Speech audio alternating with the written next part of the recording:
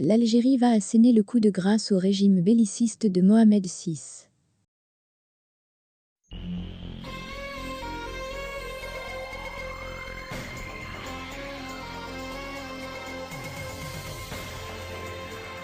La réunion du Haut Conseil de sécurité, HCS, semble être liée aux dernières menaces émanant du Maroc. Si cette instance présidée par le chef de l'État devra aborder des questions éminemment nationales, l'attitude de plus en plus inamicale du Makhzen pousse les plus autorités algériennes à rendre les coups de façon ferme et simultanée. De nouvelles mesures contre le voisin de l'Ouest ne sont donc pas à exclure, qui sortiraient de la réunion du HCS convoquée par Abdelmadjid Tebboune ce mercredi. De nombreuses sources avaient averti que l'Algérie n'allait pas s'arrêter à la rupture des relations diplomatiques avec le belliqueux et expansionniste voisin de l'Ouest. Le Haut Conseil de sécurité vient de confirmer la détermination d'Alger de mater le régime monarchique de Rabat, qui a cru pouvoir renverser le rapport de force en sa faveur en s'alliant avec Israël, escomptant, à tort, quelques concessions de la part des autorités politiques, diplomatiques et militaires algériennes face à ce que Mohamed VI et son gouvernement croyaient être un moyen d'inciter l'Algérie à lâcher du lest dans une hypothétique position de faiblesse.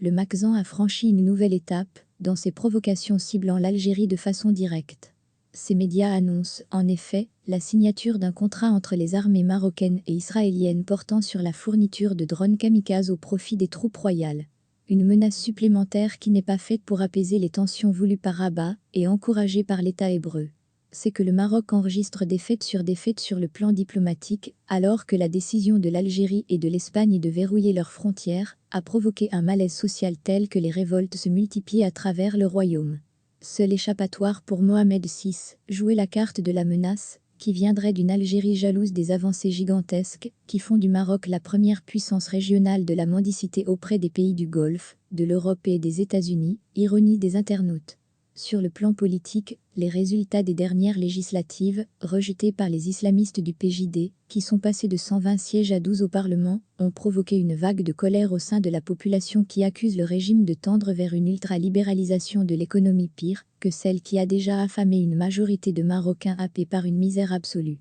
Nommé à la tête de l'exécutif, l'ami du roi, le richissime homme d'affaires Aziz Akanouche, s'échine à former une sorte de gouvernement de coalition pour partager la responsabilité des échecs à venir, car tout indique que le Maroc fonce droit vers le mur. Sur ces entrefaites, les Marocains s'apprêtent à passer un hiver rude sans le gaz algérien et sans électricité aux frontières. Après donc la crise d'Al-Arja, qui a vu les paysans de la ville limitrophe de Figui perdre le droit implicite d'exploitation d'une oasis fertile, par la faute de l'arrogance du Makhzen, les sujets marocains s'attendent à accuser le coup d'une série d'autres mesures venant d'Alger, qui les privera des nombreux avantages que leur procuraient la tolérance et la générosité séculaire des Algériens. Les Marocains d'en bas en veulent à leur pouvoir, et ils l'expriment avec véhémence dans la rue et à travers les réseaux sociaux.